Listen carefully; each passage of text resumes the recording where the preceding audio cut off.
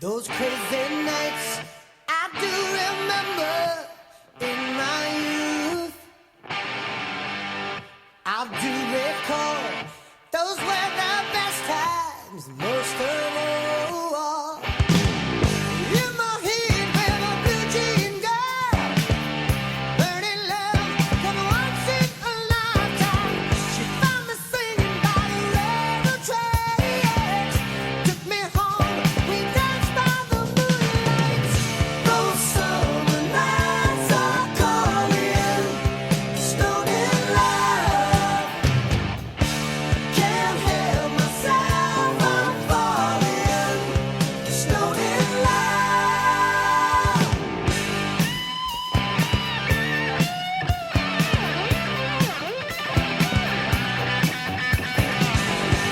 Ooh, old dusty roads led to the river, running slow. She pulled me down. Ooh, I didn't clover. We go round in the heat with a blue jean girl. Burning love, come once in a lifetime. All the memories never fade away. Golden girl, I'll keep you forever. Those summer nights are calling, stoned in love. Can't help myself, I'm falling, stoned in love.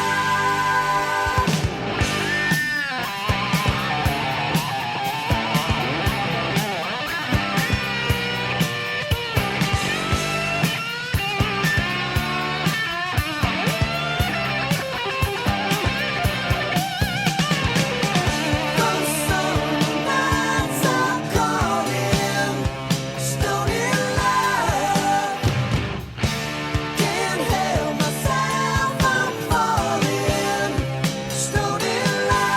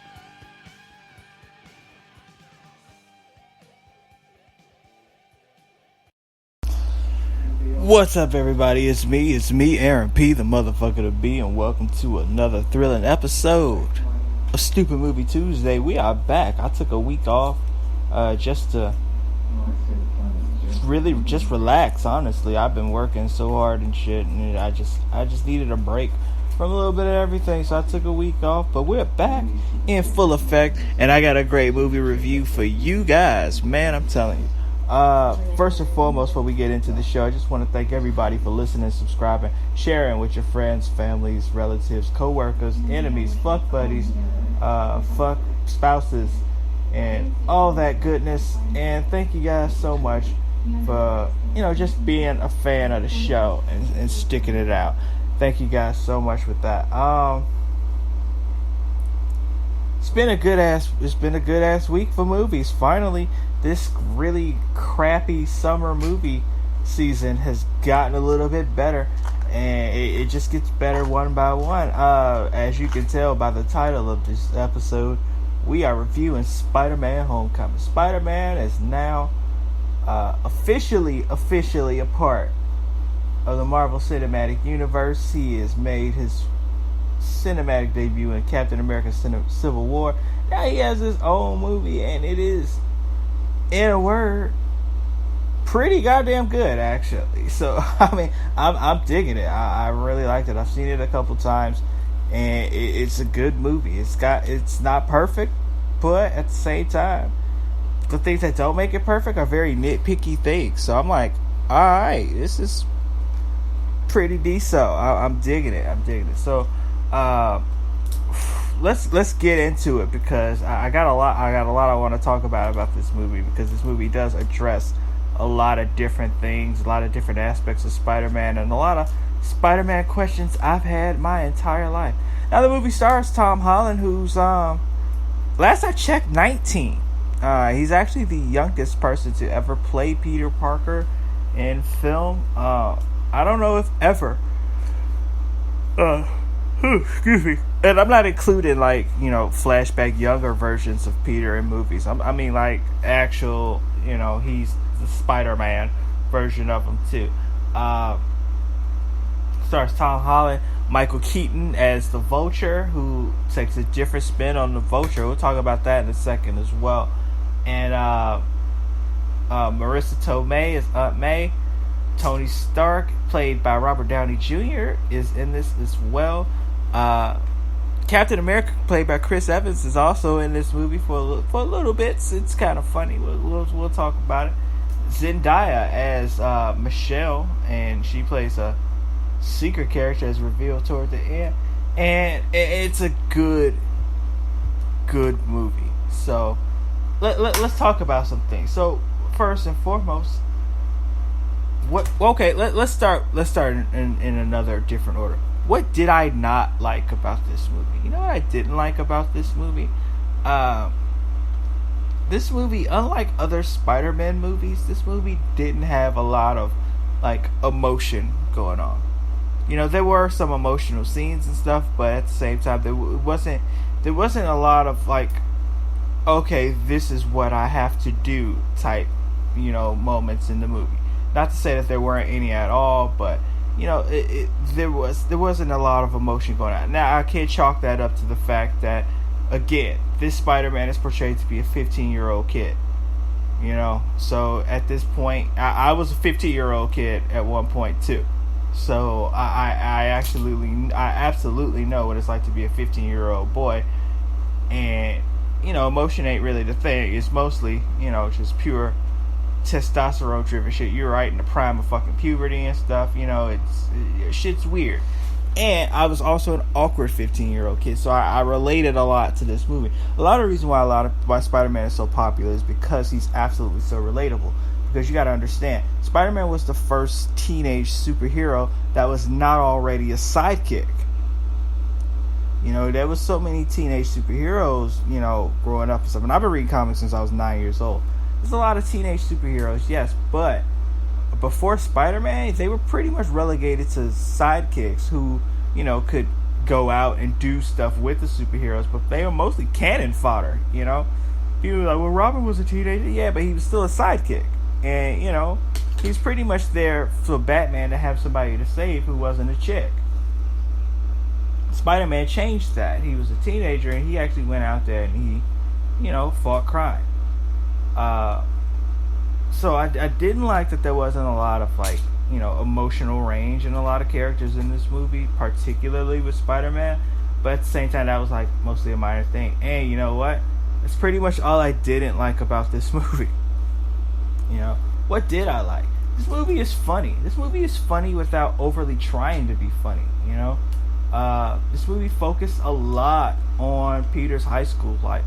And this was one of the most accurate representations of a high school in a film that I've ever seen. Like, everyone looks like they're young enough to be in high school.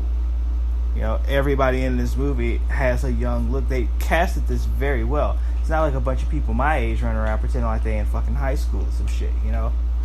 Like, I've aged out of high school roles. I have to play like a teacher or a fucking coach or some shit in high school because I got gray hair, I got fucking back problems and shit, I got tattoos like fucking crazy. I can't be in high school. But these kids in this movie, oh my god, it fucking worked out fucking great, you know? This looked like a typical high school in New York also.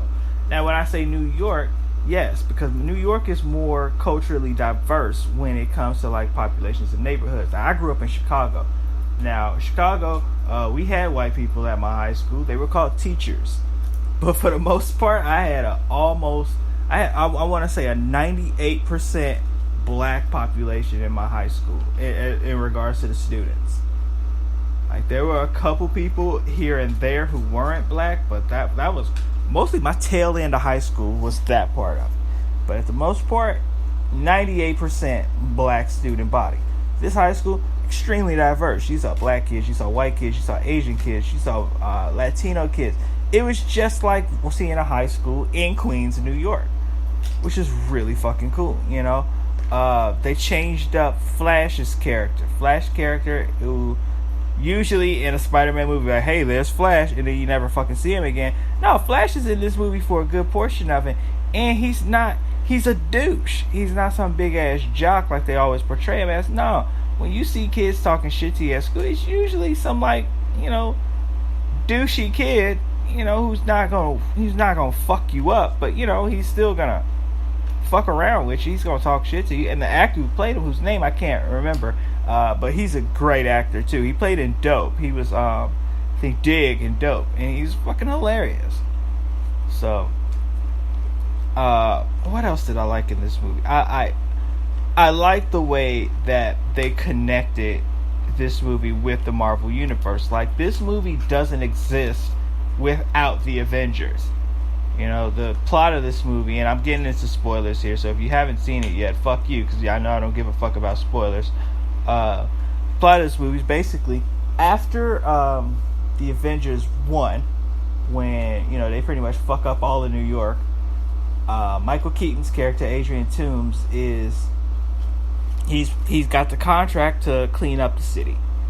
Very lucrative contract. Him and his boys out there, you know, cleaning up the city and shit. And then the government pops in and says, "Oh no, we're taking over this now."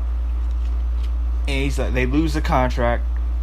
Turns out that they got a truck full of alien equipment, and they're like, "No, we're not. Let's keep the shit and let's see what we can do with it."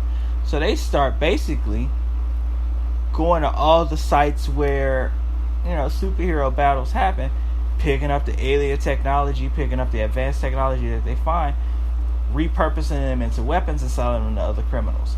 It's ran like a business too, and I'm like, wow, alright, these motherfuckers figured out, you know, how to do it. And that's how they create the Vulture suit, they create the Shocker gauntlets, and like other weapons that they selling around to people. It's actually a pretty smart way to bring that in. Now, a lot of people are nitpicking about like the timeline in this movie because they feel like the Marvel Cinematic Universe takes place in real time. It doesn't. I've seen several timelines which confirms that it doesn't. The Avengers, the first movie, while it did, yes, come out in 2012, that movie actually took place chronologically in 2009, 2010-ish. So, yeah, get over yourselves on that one. Those movies. And there is a comprehensive timeline that shows that. So, and, you know, it's fucking creative license, so, you know, things can change like that. It's a comic book. It's a rolling fucking timeline. You guys are used to this kind of thing. I also like that they aged down Aunt May. Fuck, because a lot of people feel like, oh no, Marissa Tomei's too young to play Aunt May. Listen, why does Aunt May always got to be looking like Peter Parker's grandma? Like, I'm tired of that shit. All my aunts are around my